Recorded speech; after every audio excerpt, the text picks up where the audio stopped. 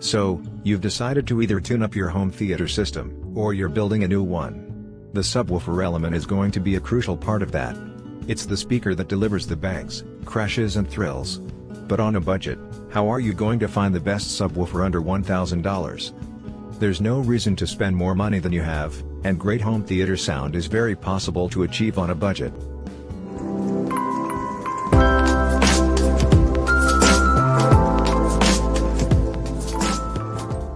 Today we are going to review top 5 subwoofers under $1,000. And we are going to start our list with Sonos Sub. It's going to be necessary at this point to introduce some of you readers out there to the whole Sonos thing, as many will still not have heard of it, or realize exactly what it is intended to be. We're leaving the world of more conventional and traditional speakers and technology here, let's be clear about that. Sonos is a whole system that's designed to be a wireless setup for the whole home. It'll work with Alexa and loads of different streaming devices, as well as wirelessly connecting to musical equipment, and if you buy enough Sonos stuff, you can have a network of wirelessly interconnected speakers and devices throughout a home, office, or any space. This basically means that if you're considering a Sonos subwoofer, you'll already own a few other Sonos devices, and this is going to be just another addition to the fold. If you haven't got into Sonos and you're looking at the Sonos Sub, then be aware that you're going to need to invest in more than just the sub in order to get the benefit of what it can do. What it can do isn't all that bad, and it gets down to 25 Hz, which isn't the best in this list, but not far off. This won't be a speaker for the traditionalist, but if you like wireless and modern looks, then this may be for you. And as always, the link is in the description below. Next subwoofers in our list is KRK12S2V2. The KRK12S-V2 is a subwoofer designed and built more for the recording studio environment than anything else. It's engineered to be pretty bulletproof, too, which will be a great asset in the rough and tumble world of the late-night music session. What you get here is a well-made unit that's big on clarity. This speaker won't give you the extreme lower ranges of frequency as some other speakers, and only drops as low as 39 Hz, making it less than ideal for home theater use in reality. It does get right up the range quite high, however, and peaks out at an impressive 139 Hz. As far as recording artists and engineers go, this subwoofer has been received amazingly well, with most seemingly blown away, let's hope not literally, by the power and bass that this thing can push out without distortion occurring. For non-recording types, this might still be a good choice if all you want to do is annoy the neighbors or show off. The cost isn't too bad, although the KRK12 speaker will set you back a few $100s more than the top couple of picks on this list, and the 10-inch version is about half the price of the 12-inch KRK, so it's a big step up in price.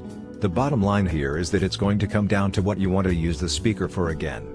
And if you possibly could get by with the 10-inch version, then it's hard to justify the big increase in price for the bigger subwoofer here. Next up in the list is Klipschar 115SW. Okay, we're moving way up the dollar scale with the Klipschar 115SW. This is right at the top end of subwoofers under the $1,000 mark, and we're into luxury territory for this price range. This unit has a really nice power rating and runs at 400 watts of continuous power, peaking up at 800 watts, so you won't be short there.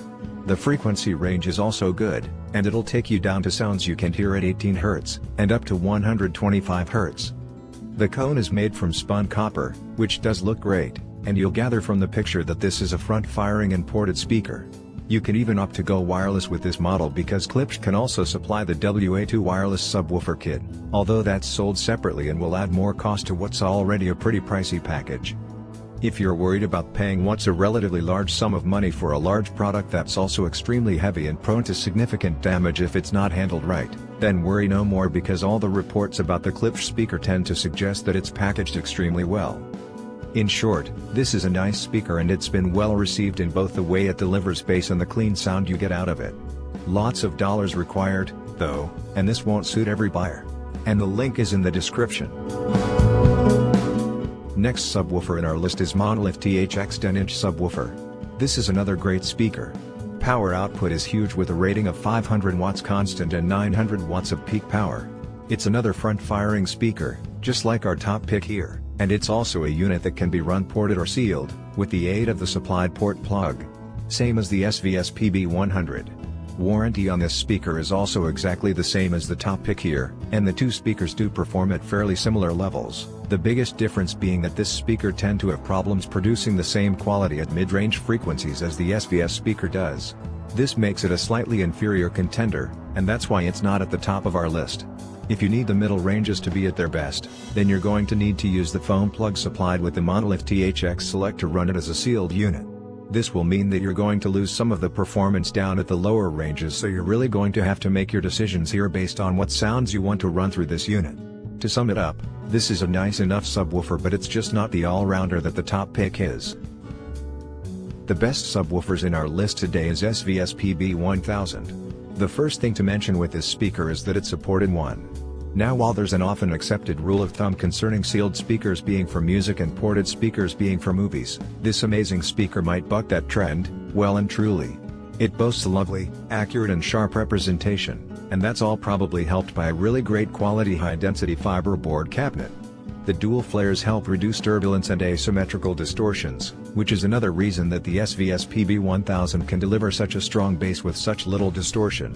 Additional adjustments can even be made by sealing the port with the supplied plug. This speaker also looks great, and it won't detract from even the most swish home or home theater space. What you get here is a speaker for under $500 that performs like $1 million. It's astounding just how much clean bass output they've managed to engineer here. The SVS PB1000 will deliver you that movie theater sound at home, and for a great price. It really packs an awesome punch that will smack you in the chest at lower ranges. The beauty of this speaker is that it's a great all-rounder.